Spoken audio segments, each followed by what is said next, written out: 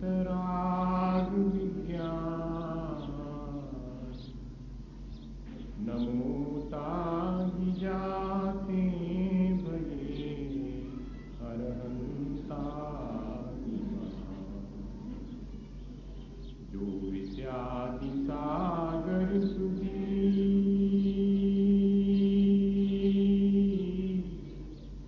जो विद्यादि सागर सुधी गुरु हितैषी शुद्धात्म में निरत नित्य हितोपदेशी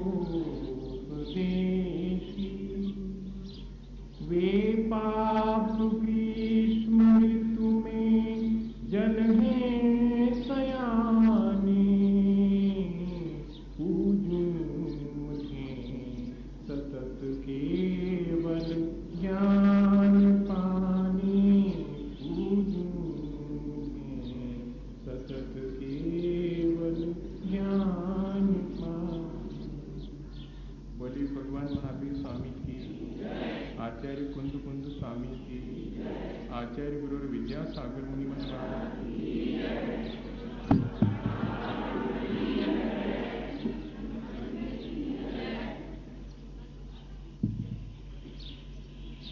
आज एक दिन और अपने पास है। अपने जीवन के विकास के लिए कुछ थोड़ी सी बातें अपन मिल बैठ करके करें।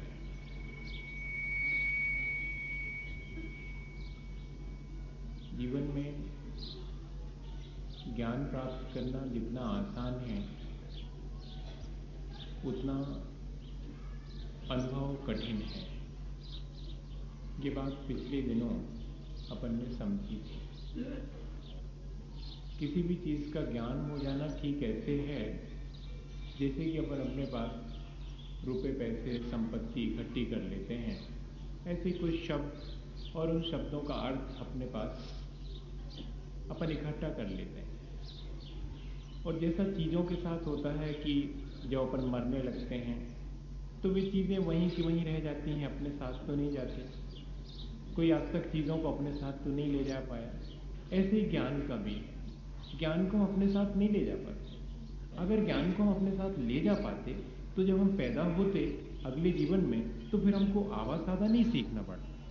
लेकिन हर पैदा होने वाले बच्चे को आवा सा से शुरू करना पड़ता है। छोटी बड़ी लिखना पड़ेगा।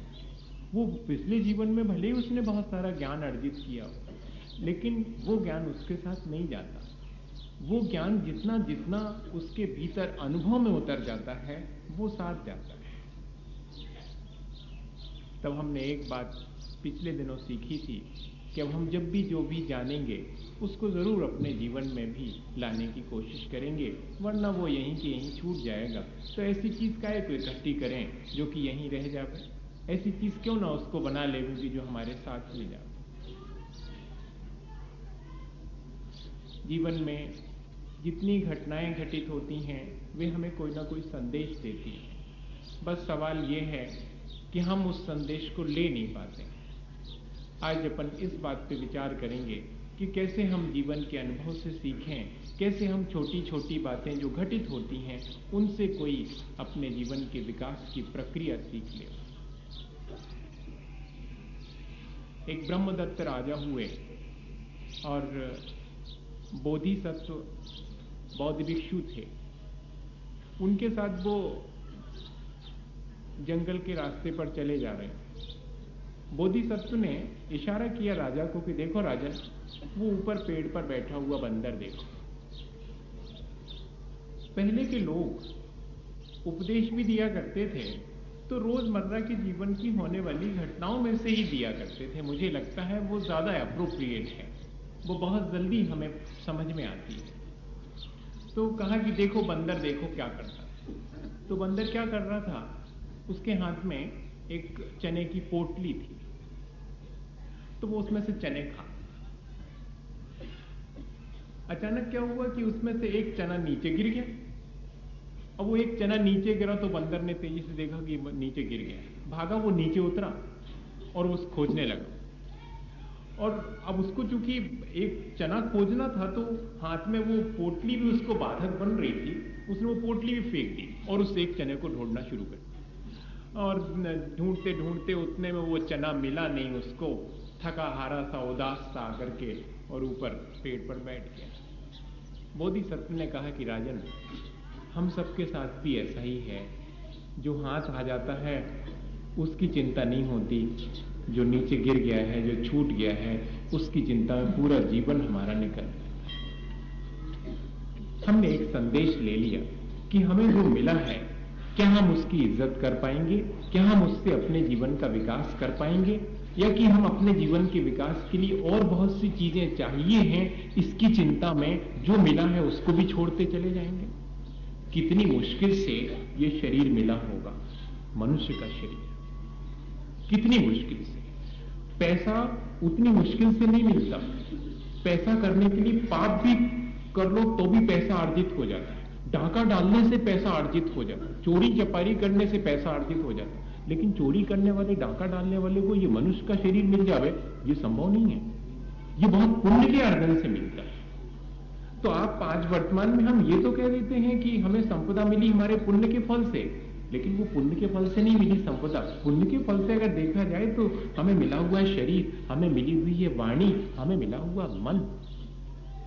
ये हमें अर्जित, हमने अपने किसी पुण्य के कर्म से अर्जित किए हैं। अब इन चीजों, इन सारी उपलब्धियों के बाद भी अगर हम ये देखें कि कौन सी भौतिक उपलब्धि हमें नहीं मिली है और उसमें ही पूरा जीवन निकाल दें, तो हम निकाल सकते हैं। कोई ज्यादा मुश्किल नहीं है, निकल ही रहा है हमारा जीवन। छोटी छोटी चीजें जो कि महत्वहीन है। तो दूसरा सूत्र हम अपने जीवन में ग्रहण कर लें कि जो महत्वहीन है उनको हम महत्व नहीं देंगे। हमने महत्वपूर्ण बना लिया है उन चीजों को जिनका कोई महत्व नहीं था। कल तक हीरा खदान में पड़ा हुआ था, कोई पूछने वाला नहीं था, कांच के टुकड़े से ज्यादा कीमती नहीं था, लेकिन जिस दिन हमने तिजोरी में रख लिया है, जिस दिन से, उस दिन से बहुत कीमती हो गया वो, और अब उसको लेकर के लड़ाई होती। कागज का टुकड़ा था एक ठो, जो कि कल तक नीचे पड़ा हुआ था, उसको साफ सूफ करके किसी ने उस पर छापा लगा दिया है 10 रुपए का, तो अब पॉकेट में धरे धरे फिरते हैं और दबाए रहते हैं कि कहीं उड़ ना जाए, गिर ना जाए। वो कागज का टुकड़ा था कल तक, आज उस पर एक छप्पा लग गया तो 10 रुपए का हो गया वो। अरे चीजें इस तरह से हमने, जिन चीजों का कोई महत्व नहीं था, उन चीजों को हमने महत्वपूर्ण बना दिया है, और उन्हीं महत्वहीन चीजों के पीछे हम अपना पूरा जीवन लगा रहे हैं। क्या हम ये अपने अनुभव से नहीं जानते? ये हमारा अपना रोज का अनुभव है। पहली चीज, हमें अपने जीवन में, अगर हमें अपने जीवन का विकास करना है तो हमें समझना होगा कि जो चीज महत्वपूर्ण है, हमारा अपना जीवन महत्वपूर्ण है, या कि उस जीवन के जो साधन हैं वे महत्वपूर्ण हैं।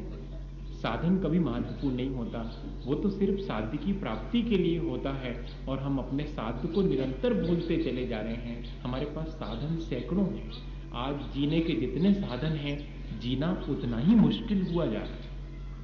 पहले लोगों के पास जीने के इतने साधन नहीं थे, टेलीविजन नहीं था तब भी लोग जीते थे, गीजर नहीं था तब भी लोग गर्म पानी कर लेते थे, और कूलर नहीं था तब भी लोग जो है आसानी से गर्मी काट लेते थे और बिना हीटर के ठंड निकाल लेते थे। आज हमारे पास जीने के इतने साधन होने के बाद भी क्यों हमारे लिए मुश्किल हो गई? इसलिए मुश्किल हो गई कि सारे भौतिक विकास के बाद भी हमारे भीतर जिसके लिए हमने ये भौतिक विकास किया, उसकी हमने खोज खबर ही नहीं ली। उस आत्मा की तरफ हमारी दृष्टि ही नहीं गई, जो कि जिसके लिए हमने ये सारा प्रपंच फैलाया। हम खो देते हैं उसके लिए जिसके लिए हम सारा प्रयास करते हैं। आपने शायद कभी ये भी सुना होगा आपने, मुझे लगता है कि एक मित्र अपने दूसरे मित्र के यहाँ पहुंचा था और घोड़े पे बैठ के गया था, है ना। और जैसे उस मित्र ने देखा कि मेरा मित्र आया है तो उससे पूछा कि काय पे आए हो? तो उसने कहा घोड़े पे आए हैं। बोले बैठो फिर, अब भी आता हूं मैं। और वो उसको अपने ड्राइंग रूम में बिठाल करके और नीचे चला गया। देखा तो वो घोड़े की सेवा करने लगा, उसको दाना पानी दिया और नहलाया धुलाया उस घोड़े को। मित्र बैठा हुआ है उधर कमरे में, उसने ऊपर से झांक के देखा कि कहाँ चला गया ये, तो देखा कि घोड़े की सेवा में लगा हुआ है। नीचे जाके उससे कहा कि मैं आया हूं तेरे पास। बोले लेकिन तुम जिसके माध्यम से आए हो ना, उसको पहले मुझे देखना है। तुम तो बाद में देख लेंगे, तुम इस घोड़े के माध्यम से आए हो, इसलिए मैं घोड़े की सेवा करूंगा। हम भी क्या कर रहे हैं, हमें उस मित्र पर तो हंसी आती है, असल में वो मित्र हमें एक संदेश दे रहा है कि हम घोड़े को उतनी ही इंपॉर्टेंस दें जितनी आवश्यक है। कहीं ऐसा ना हो कि इस घोड़े की सेवा में ही हमारा जीवन लग जावे और जो भीतर बैठा हुआ, जो इस पे बैठ करके आया है, जो अपने आत्म कल्याण के लिए आया है, वो आत्मा हमसे विसर्जित हो जाए, वो हमसे भूल जाए। क्या ऐसा कोई संदेश हम इससे नहीं ले पाएंगे? ले पाएंगे, लेकिन तब ले पाएंगे जबकि हम अनुभव के लिए 3 बातें आवश्यक हैं। कल हम लोग दोपहर में बैठ करके भी डिस्कशन कर रहे थे। अभी भी ये मानिएगा कि अपन डिस्कशन कर रहे हैं, अपन डायलॉग कर रहे हैं, बातचीत कर रहे हैं। प्रवचन के मूड में मैं कभी नहीं रहता हूँ। प्रवचन तो बड़े लोग दिया करते हैं, अपन उतने बड़े हो जाएंगे तब देखेंगे। अभी तो अपन सिर्फ बात कर रहे हैं अपने जीवन से, अपने जीवन में हमें कैसे विकास करना है। त्रयो वक्तारा, हाँ वास्तव में मैं ऐसा नहीं कह रहा हूँ, त्रयो वक्तारा, 3 ही वक्ता हैं, 3 ही प्रवचन, जिनके वचन प्रकट होते हैं वे 3 ही हैं। पहले हैं सर्वज्ञ तीर्थंकर भगवंत, दूसरे हैं श्रुत केवली और तीसरे हैं परंपरा से जिन्हें आचार्य पद मिला है।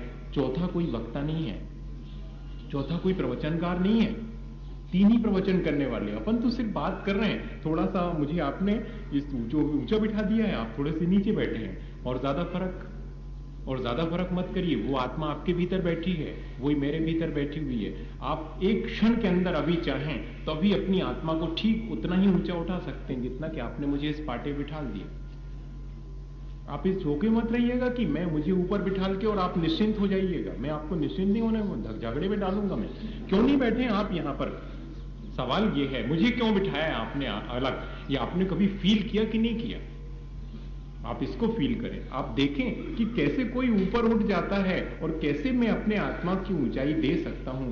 ऐसा एक रिश्ता अगर हमारे बीच बनता है, भगवान के पास जाकर के भी हमें लगे कि किसी दिन हम भी ऐसे ही क्यों नहीं बैठ पाते हैं शांत चुपचाप, तब फिर वहां से धर्म की शुरुआत होगी। जो जितना सजग है, जो जितना सरल है, जो जितना संवेदनशील है, वो अपने जीवन के अनुभव से रोज रोज कुछ ना कुछ सीख लेता है। धर्म के बारे में, संसार के बारे में तो रोज सीख लेता है कि सवेरे से दुकान खोली थी, शाम तक सोचा था कि 200 आएंगे, 150 आए हैं, 50 का हिसाब कहां गड़बड़ा गया। वो ग्राहक आया था, उससे जरा ठीक से बात नहीं करी थी, उसने वो सामान मांगा था, मैं जरा व्यस्त था दूसरे काम में, तो मैंने कहा थोड़ा दिखाता हूं। जब तक वो चला गया, अगर वो खरीद लेता तो 200 पूरे हो जाते। कल आएगा अगर तो ठीक कर लूंगा हिसाब। ये तो अनुभव बहुत है अपने लिए। कल रोटी थोड़ी टेढ़ी हो गई थी, थोड़ी जल गई थी, तो जरा आज ठीक से बनाना है, जल ना पाए, जरा ध्यान उस तरफ चला गया था इसलिए जल गई थी। ये अनुभव तो हमें रोज का है। इन छोटी छोटी चीजों से तो हम रोज सीख लेते हैं, रोज उनमें हम डेवलपमेंट कर लेते हैं। संसार की चीजों में कितना हम विकास कर लेते हैं, क्योंकि वहां हम सजग हैं, वहां हम संवेदनशील हैं, वहां हम सरल हैं। सरलता का अर्थ है जो जितनी जल्दी रिसेप्ट कर ले वो उतना ज्यादा सरल। सरलता और कोई बहुत बड़ी चीज थोड़ी है। बहुत जल्दी रिसेप्ट, बहुत जल्दी ग्रहण कर लेता है, और जिसके भीतर सरलता है उसके भीतर संवेदनीयता होगी ही होगी।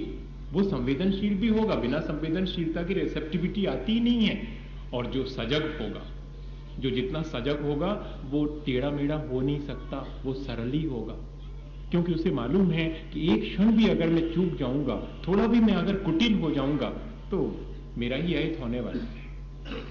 तब 3 चीजें हमें अपने जीवन के रोज के अनुभव से कुछ ना कुछ सीख लेने के लिए आवश्यक है। इनको डेवलप करिए, सरलता को बढ़ाइए। आपके भीतर है, आप कई जगह सरल हो जाते हैं। ये बात जुदी है कि आप अपने संबंधों में किस तरह से सजग हैं, संबंधों के प्रति कितने सरल हैं आप, और संवेदनों और संबंधों के प्रति कितने संवेदनशील हैं।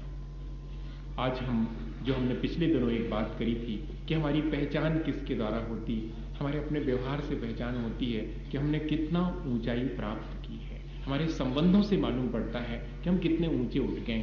जीव के प्रति संबंध और जीव और पदार्थ के प्रति संबंध, इन दो को अगर ठीक से कोई जीना शुरू कर देवे तो वो व्यक्ति इन संबंधों से पार हो जाता है। और संबंधों से पार तो होना ही है, लेकिन एक ऐसे संबंध से जुड़ जाना है जिस संबंध से आज तक हम नहीं जुड़े हैं। वो हमारे अपने से जुड़ने का काम है। धर्म पूरा का पूरा हमें जोड़ता है, बस सवाल ये है, दिखाई ऐसा पड़ता है कि संसार से तोड़ देता है, अपने से जोड़ देता है। नहीं, वो वास्तव में जैसा जुड़ना चाहिए वैसा जोड़ देता है। हम तो रोज रोज जोड़ रहे हैं, अच्छा जोड़ रहे हैं, बुरा जोड़ रहे हैं, अपने को कहां जोड़ पा रहे हैं। अच्छा बुरा जोड़ लेते हैं, शुभ और अशुभ जोड़ते हैं शांत होकर के, और अपने से नहीं जुड़ पाते हैं। जो अपनी आत्मा से जुड़ जाता है उसको शुभ अशुभ जोड़ने की आवश्यकता ही नहीं पड़ती। हम उधर तक जाने की कोशिश करें। अपनी आत्मा से जुड़ना है, अपनी आत्मा का विकास करना है, तो क्या करें हम? शुभ अशुभ से ना जुड़ें, पहले अशुभ से ना जुड़ें, फिर धीरे धीरे शुभ से भी ज्यादा जुड़ने की इच्छा ना रखें। हम अपने से जुड़ जाएंगे तो शुभ से जुड़ने की भी आवश्यकता नहीं रहेगी। धीरे धीरे इस प्रक्रिया को ही करना है। संबंधों को देखना है कि संबंध कैसे हैं। बौद्ध दर्शन में अगर पदार्थ के प्रति कोई व्यक्ति बहुत अधिक अनुरक्त है तो उसे तृष्णा कहा है, और हमारे यहां पर पदार्थों से संबंध बनाने को परिग्रह कहा है। माने संबंध भी कई तरह के हो सकते हैं, कम से कम 3 तरह के संबंध तो हो सकते हैं। जरा सा देखना अब घर जाकर के अपने आपस के संबंध, चीजों से संबंध भी देखना और व्यक्ति से संबंध भी देखना, और फिर कोशिश करना कि मैं कहां पर पहुंच गया हूं, मेरे किस तरह के संबंध हैं। और एक सबसे बड़ा संबंध है, वो है हमारा अपना भगवान से, और वो हमें पहुंचा देता है अपने तक। उस संबंध की चर्चा फिर अपन कभी करेंगे। आज जरा अपने जीवन के संबंध देख लें, कितने तरह के होते हैं। 3 तरह के होते हैं। एक उपयोगिता का संबंध होता, एक मूर्छा का संबंध, राग द्वेष का संबंध होता, और एक बहुत तटस्थ संबंध होता है। 3 ही तरह के संबंध होते हैं। अपन रोज इनको फील करते हैं। किसी से हमारा राग का संबंध है, किसी से द्वेष का संबंध है, किसी से किसी उपयोगिता का संबंध है। आकाश अच्छा लगता है, क्यों अच्छा लगता है आकाश? जरा देखने से मन शांत हो जाता है। उपयोगिता है, नदी अच्छी लगती है, पानी देती है। खेत अच्छा लगता है, अनाज देता है, चीजें अच्छी लगती हैं, हमारे काम आती हैं, बस और ज्यादा नहीं है। इतना ही हमारा संबंध है इन चीजों से, उपयोग का संबंध है। फिर ये उपयोग का संबंध रहना तो चाहिए था चीजों से, फिर ये आगे बढ़ता है तो व्यक्ति से हो जाता है। जरा गौर से देखना, व्यक्ति से भी हमारा संबंध सिर्फ उपयोगिता का है। बहुत थोड़ा सा संबंध होगा जो मूर्छा का संबंध होगा। मूर्छा का संबंध व्यक्ति से कम है, चीजों से ज्यादा हो गया। चीजों से होना चाहिए था उपयोगिता का संबंध, कि उपयोग कर ली, पेन खरीद के लाए, हमारा है, ठीक है हमारा है, लेकिन जब तक काम देता है तभी तक ना, उसके बाद क्या नहीं। लेकिन अब हमारा है चीज, और खराब भी हो जाए तब भी रखे रहो, शायद कभी काम में आवे। देख लो अपने घर में भीतर कहीं ना कहीं एक ऐसी जगह होगी जहां जो चीज कभी काम आने की नहीं होगी वो भी पड़ी होगी, कबाड़। एक जरूर होगा, हर एक के घर में होगा, उससे थोड़ी सी जगह जरूर ढूंढ के रखी होगी। अब जरा सा देखें अपन अपने भीतर की, ऐसा ही तो हमारे भीतर भी बहुत कुछ पड़ा हुआ है। ऐसे हमारे संबंध हैं हमारे अपने भीतर। वो जो बाहर की चीजों से संबंध हैं वही तो हमारे भीतर कहीं ना कहीं बने हुए हैं। जो व्यक्ति जितना जड़ पदार्थों से जुड़ा है उसका वो हिस्सा उतना ज्यादा जड़ हो गया है। देख लो आप कैसे, जैसे कि घर में 4 कमरे तो हमेशा हर एक के होते हैं, भले ही एक कमरा में 4 पोर्शन हों। हाँ, ऐसा नहीं सोचना कि जिसकी एक ही कमरा है आप कैसे कह रहे हैं कि 4 कमरे नहीं, कम से कम 4 कमरे होते हैं, या कि 4 पोर्शन होते हैं। एक क्या होता, ड्राइंग रूम है, जिसको अपन क्या बोलते हैं, बैठक का कमरा। बैठक के कमरे में जो आवे सब जा सकते हैं बैठक के कमरे में। और बैठक के कमरे में क्या क्या लगा रखा हमने, हमारी अपनी फोटो लगी हैं बहुत पुरानी, हमारे प्रमाण पत्र, कैरेक्टर सर्टिफिकेट्स। भले कोई कैरेक्टर ना हो लेकिन कैरेक्टर सर्टिफिकेट लगा हुआ, लोग आए देखें कि हम कितने चारित्रवान हैं। सर्टिफिकेट लगाना पड़ता कैरेक्टर के लिए। ऐसा हमने अपने ड्राइंग रूम में बना करके रखा है जहां हम सबको आने देते हैं।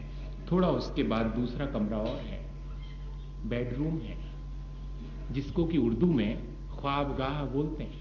बड़ा अच्छा नाम दिया उर्दू वालों ने, ख्वाबगाह, जहां सिवाय सपनों के हम और कुछ नहीं देखते। सोते हैं सपने देखते हैं।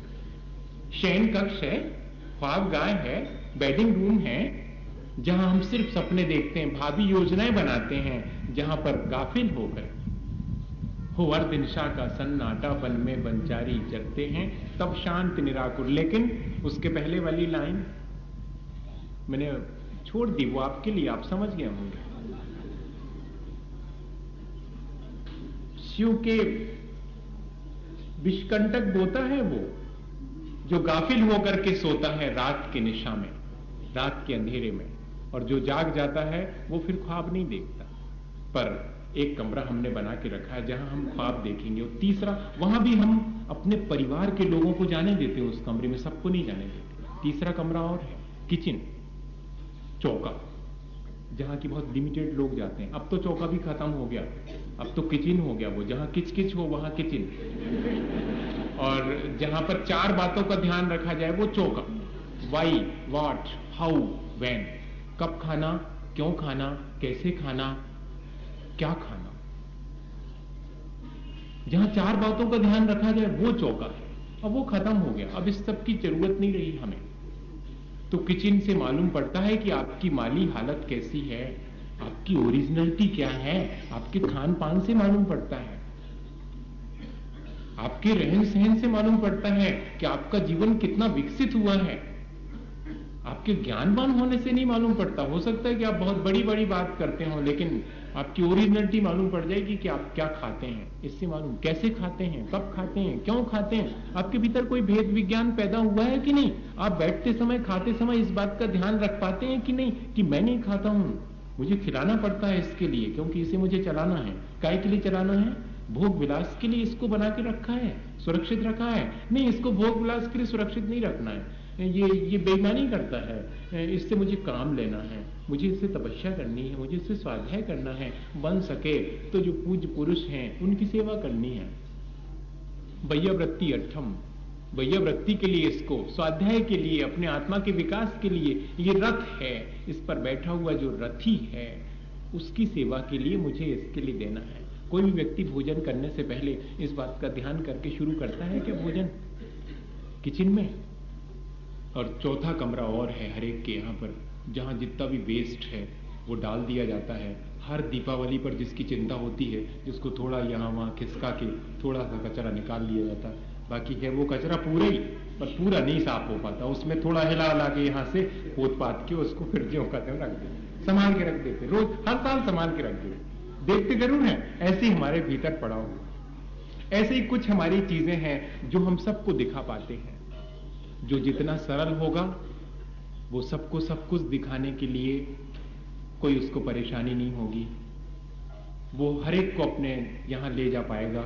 लेकिन हमारे साथ मुश्किल है कि जहां हम अच्छे हैं वहां तो हम सबको दिखाना चाहते हैं कि हम इतने अच्छे हैं। जहां हम स्वप्नों में खोए हैं वहां हम किसी से नहीं कहना चाहते कि हम भी स्वप्न देखते हैं। वहां तो हम कहते हैं कि नहीं, हम तो सच्चाई ही देखते हैं, हम स्वप्न वप्न नहीं देखते हैं। और जो हम खाते पीते हैं उसमें भी हम दूसरे को ज्यादा पार्टिसिपेट नहीं करने देते हैं। और वो कचरा घर जो हमारे भीतर, जो रोज हम अपवित्रताएं संचित करते रहते हैं, उनकी तरफ तो कभी हम साल भर में एक आध बार आंख उठा के देखते हैं। और आंख उठा के देखते भी है तो थोड़ा बहुत खिसका करके वहीं के वहीं उसको रख देते हैं। यही तो हम करते हैं। इतने ही तो संबंध हमने चीजों के साथ बनाए हैं। देखिएगा, ये उपयोगिता के संबंध है।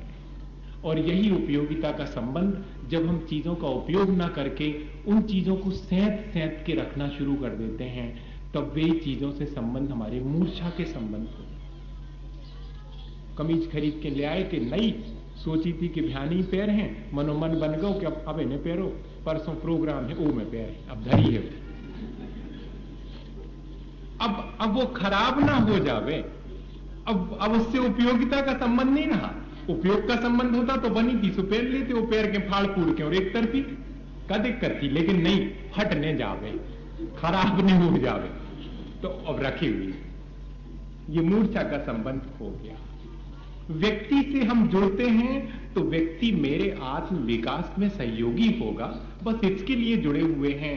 नहीं, आत्म विकास में सहयोगी हो चाहे पाप में सहयोगी हो, हमारा है सो हमारा ही रहा आवे, तो फिर व्यक्ति से संबंध हमारा मूर्छा का संबंध हो गया। ये ऐसे संबंध हम बनाते हैं। हमारे शरीर से भी हमने उपयोगिता का संबंध बनाया है या कि मूर्छा का संबंध बनाया है। हमारे शरीर का हमें उपयोग करना है। अगर इतना भी हम समझ जाएंगे और हम उससे मूर्छित नहीं होंगे, तब भी हम धीरे धीरे अपना आत्म विकास कर सकते हैं। बहुत सामान्य सी चीज आपसे कह रहा हूं, मुझे आपको ले जाना है कर्म फिलॉसफी की तरफ। संबंध और बंध, वही तो हमें समझना है, जिनको हम निरंतर बांधते चले जा रहे हैं और निरंतर उन्हीं की वजह से हम यहाँ पर संसार में रुलते चले जा रहे हैं। क्या हम कभी आस्त्र और बंध तत्व को समझ पाएंगे? क्या कभी हम जीव और अजीव इन दोनों तत्वों को समझ पाएंगे? क्या कभी हम संवर और निर्जरा के लिए उत्सुक हो पाएंगे? क्या कभी हम मुक्ति का कोई एहसास अपने यही जीवन में बैठे बैठे कर पाएंगे? इतना ही तो करने का है। द्रव्य से मुक्ति भले ही ना हो पाए, लेकिन भाव मुक्ति तो आज भी संभव है। हम चाहें तो अपने भावों से मुक्त हो सकते हैं, अपने संबंधों से मुक्त हो सकते हैं। जरा सा संबंधों की तासीर जान लेवे हम कि कैसे संबंध हमने बनाए हैं, उनसे हम धीरे से हट जाएं, उनको कन्वर्ट कर दें तटस्थता के संबंध, तटस्थ होकर के। बाजू वाले के यहां पर आग लगी हो तो क्या करते हैं? लगी हुई है, कौन अपने घर लगी? पहले नंबर तो यही आता है। दूसरे नंबर, भैया तनक अपना इंतजाम करे रहे, ये होते से होके इतने आ जाए। चिंता इसकी नहीं है कि बाजू वाले का घर जल के राख हो जाएगा। चिंता इस बात की है कि बाजू वाले का घर तो जलेगा, अपने तक नहीं आ जाए, जो इंतजाम कर लो। और बाजू वाले से संबंध हमारा तटस्थता का हो जाता है। लड़ाई हो रही हो बाहर तो शटर गिरा करके और घर में दुबक जाते हैं, अपन हो रही होगी, अपन को क्या लेने देना, कौन फंसे झगड़े में। ऐसा ही जब हमारे अंदर कषाय भाव आवे, जब कषाय भाव आवे तो ये तो कर्म का उदय आया है, चुपचाप अपने भीतर बैठ जाओ। उपयोग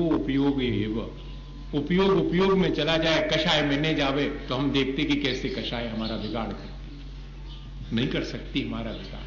क्रोध का उदय आने पर हम अपने आत्मा में गुप छुप जाएं, चुप हो जाएं, अपने में बैठ जाएं, तो क्रोध हमें परेशान नहीं कर सकता। मैं आपको यहां ले जाना चाहता। हमारे संबंध जैसे होंगे वैसा ही हमें कर्म बंध होने वाला है। जितनी हमारी जैसी समझ होगी वैसा हमें कर्म का बंध भी होगा।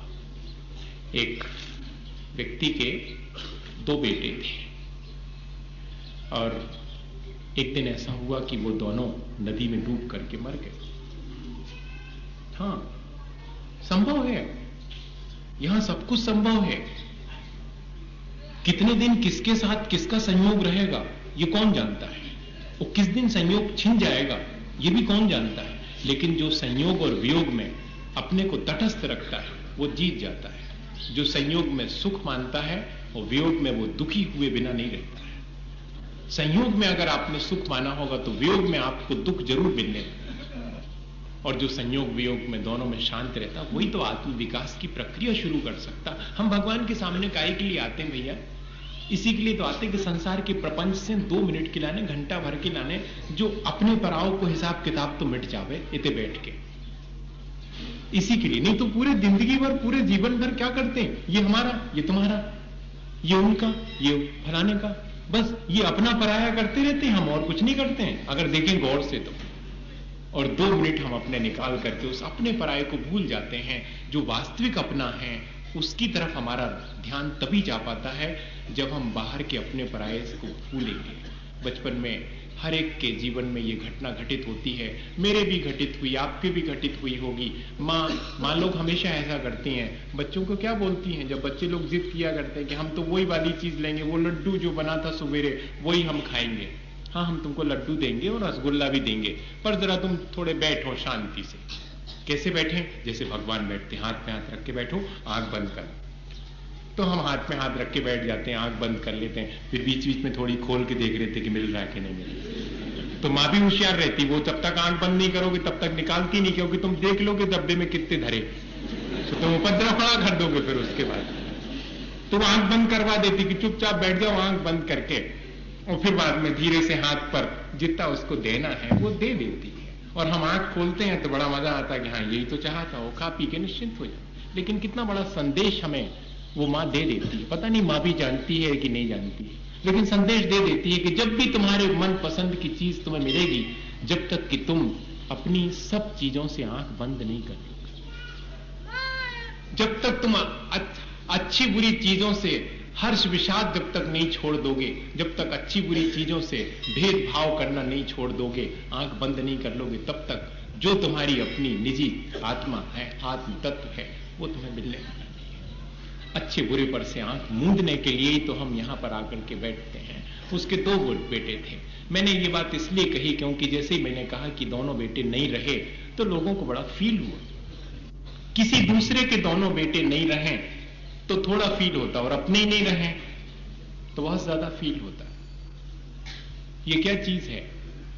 ये संबंधों को जानना है और कुछ नहीं। चाहे कितना भी ज्ञान हो, लेकिन आपने संबंध कैसे बनाए हैं इससे मालूम पड़ेगा कि आप कितने अनुभवी हैं या आप कितने ज्ञानी हैं। वो दोनों बेटे नहीं रहे। अब पिता तो थे नहीं घर में, मां अकेली थी, चुपचाप रही और दूसरे कमरे में दोनों को ढक करके रखवा दिया।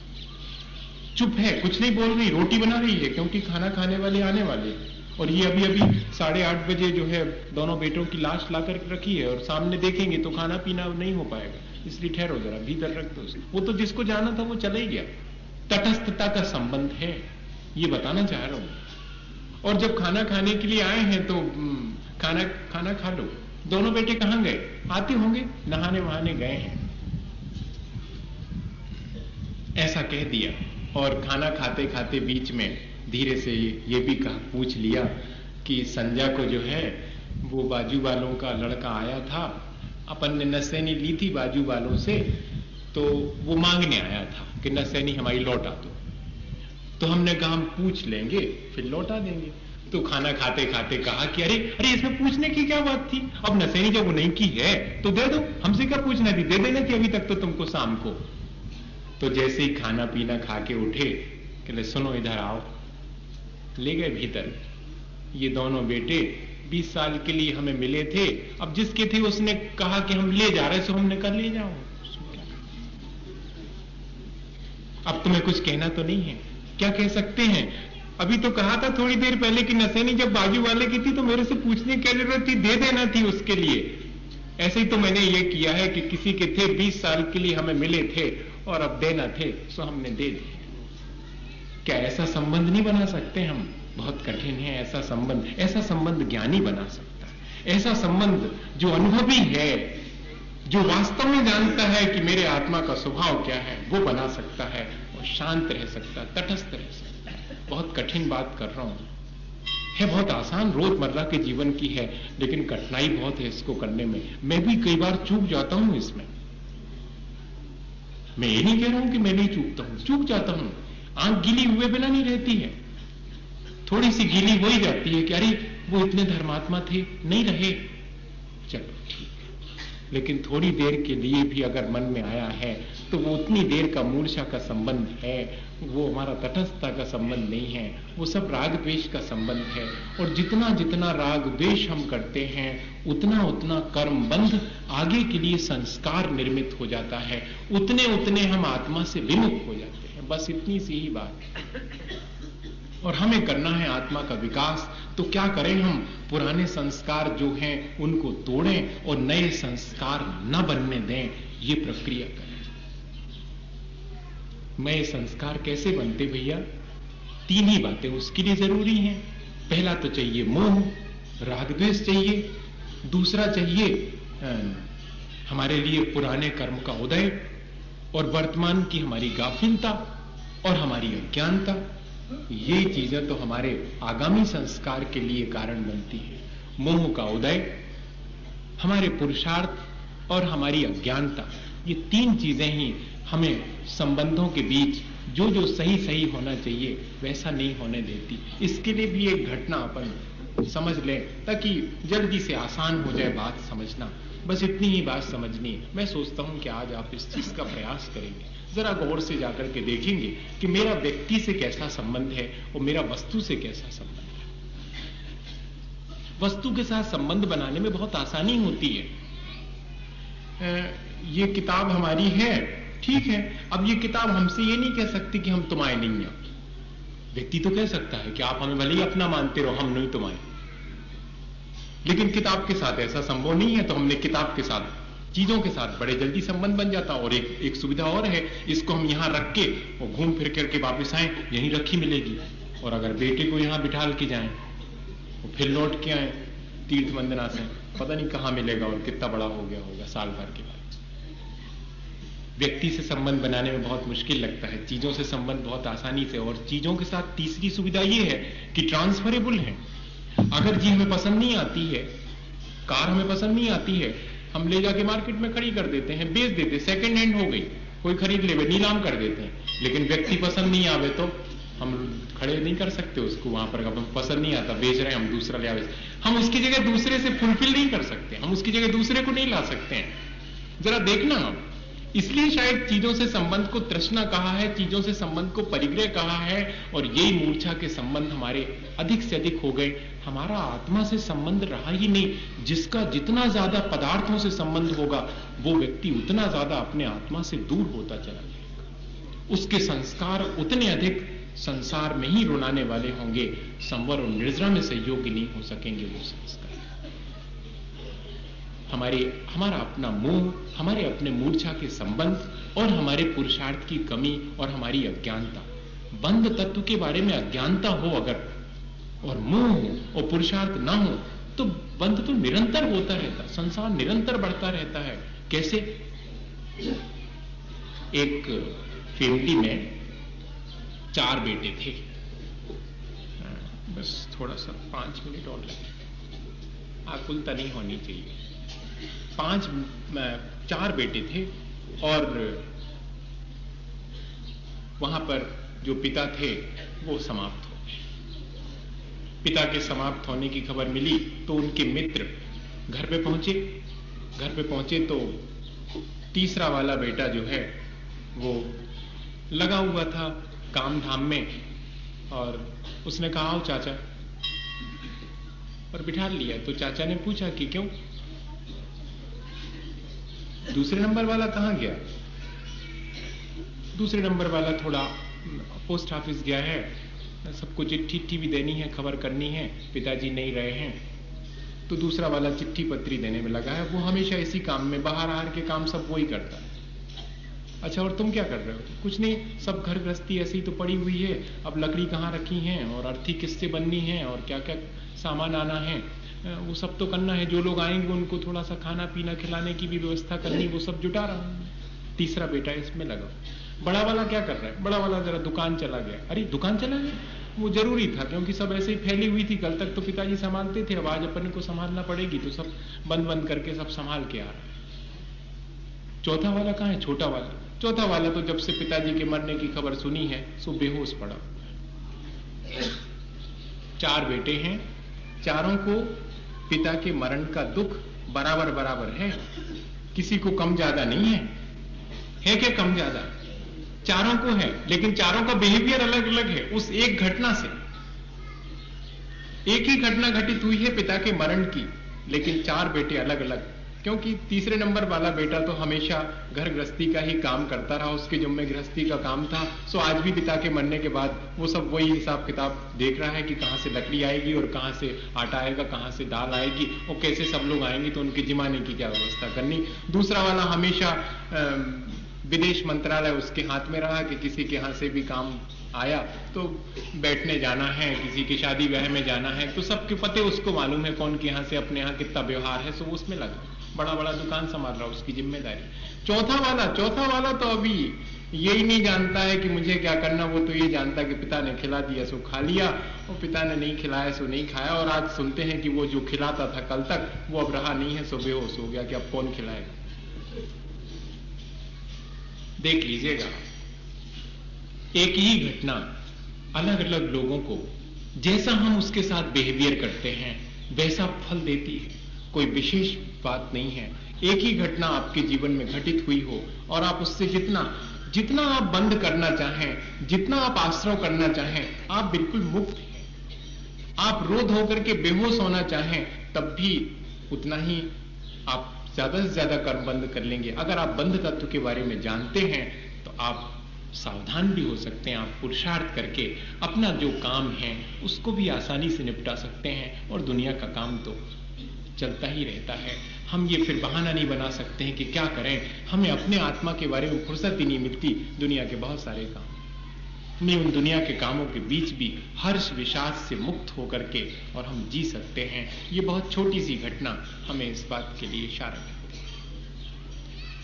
नाती पड़ा हो अगर पल्ले में और दादी जो है साइटिका हो गई, उठ बैठ नहीं सकती, और कोई घर में नहीं हुए और नाती रोवे तो उठ बैठा तो संभाल ले, कहां से आ गई ताकत? कहां से आ गई? ये नाती के प्रति जो राग था ना, वो उसने उठा दिया। और ऐसा ही अगर मेरा अपने आत्मा के प्रति राग हो जाए तो कौन नहीं उठ करके खड़ा हो जाएगा? कोई भी उठ के, रोगी सोगी भी उठ के खड़ा हो जाएगा। इतने ही संबंधों की बात है। किससे आपने संबंध बनाया? अपने शरीर से संबंध बनाया है, आपने व्यक्ति से संबंध बनाया, आपने वस्तु से संबंध बनाया, या कि आपने अपने आत्मा से संबंध स्थापित करने की कोई प्रक्रिया शुरू की है? आप किसका विकास, जिसके साथ जितना संबंध होगा वो उसके विकास की चिंता करेगा, जिसका अपने साथ जितना संबंध होगा वो अपने विकास की चिंता करेगा, जिसका शरीर के साथ। इससे मालूम पड़ता है अगर शरीर के विकास में लगे हैं तो अभी बात फर्जी है, आपका संबंध शरीर से ज्यादा है। अगर चीजों को जोड़ने में लगे हैं तो मान लीजिएगा आपके चीजों में संबंध ज्यादा है, आपकी गाफिलता उनमें ज्यादा है। और अगर आप व्यक्ति से आपका रिश्ता बहुत अटूट है तो व्यक्ति के नहीं होने और होने से आपको अगर फर्क पड़ता है तो इसका मतलब है कि अभी अपने आत्मा के विकास की कोई प्रक्रिया आपके जीवन में शुरू नहीं। देख लीजिएगा, आप अपने संबंध देख लीजिए, आप सब चीजों से तटस्थता का संबंध बना सकते हैं। मुझे आपसे ये कहना, और भगवान से भी आप चाहें तो मूर्छा का संबंध बना लीजिए। अब इतनी बात और रह गई, ये तो संसार की हो गई। भगवान से बनाना चाहें तो मूर्छा का संबंध बना लीजिए। हम आई बेदी आए, हम इन्हें पधरवाए थे, अब को करे चाहे नहीं करे, हमें तो करने ही है। अब भगवान नहीं रह गए, अब भी हमारे पैसा को स्टेच्यू खड़ो, भगवान नहीं रह गए। भगवान होते तो जहां दिखाई पड़ते वहीं पर हम पूजा कर लेते। अपने हमारा मंदिर है और हमारी वेदी और हमारे पधराए भगवान आए, सुबह सब हमारा होगा, भगवान नहीं रहे। ये मूर्छा का संबंध है। और मंदिर नहीं जाऊंगा तो लोग मुझे बड़ा अधार्मिक समझेंगे, और बयाने को 4 हैं बिटियां, सो को भी आओ, चलो मंदिर चलो। भगवान का भी उपयोग कर लेते हम, महाराज जी का उपयोग कर लेते हैं, हम शास्त्र का उपयोग कर लेते हैं, पढ़ लेते हैं, इसलिए क्योंकि थोड़ा सा पंडित कहलाएंगे, हम थोड़ा सा ज्ञानवान हो जाएंगे। देव गुरु शास्त्र का भी आप संबंध बनाना चाहें तो उपयोगिता का संबंध बना सकते हैं, मूर्छा का संबंध बना सकते हैं। और तटस्थता का संबंध कौन सा है? मेरे अपने आत्म कल्याण के लिए ये सहयोगी हैं, इसलिए मुझे आकर के इनके पास बैठ जाना है। और जिस दिन मैं अपने आत्मा में लीन रहूंगा उस दिन ये चाहे रहे आए चाहे न रहे, हमें कोई स्तुति स्तोतु साधु कुशल परिणाम आए सतदा भवीन मावा स्तुत्या फलमपि ततस्तस्य च सता। हे भगवान, आपका धर्म बहुत उत्तम है, आपकी बातें बहुत अच्छी हैं। क्यों? आप खुद ही कहते हो कि जो स्तुति करने वाला है वो अपनी स्तुति करे, उसको स्तुति का फल मिल जाएगा, भले ही भगवान सामने हो और चाहे सामने ना हो। ये कहलाते हैं तटस्थता के संबंध। श्रद्धा का संबंध भी एक संबंध है, कभी राग द्वेष के संबंध से ऊपर उठ करके, कभी उपयोगिता और मूर्छा के संबंध से उठ करके, कभी श्रद्धा के संबंध से भी जुड़िएगा।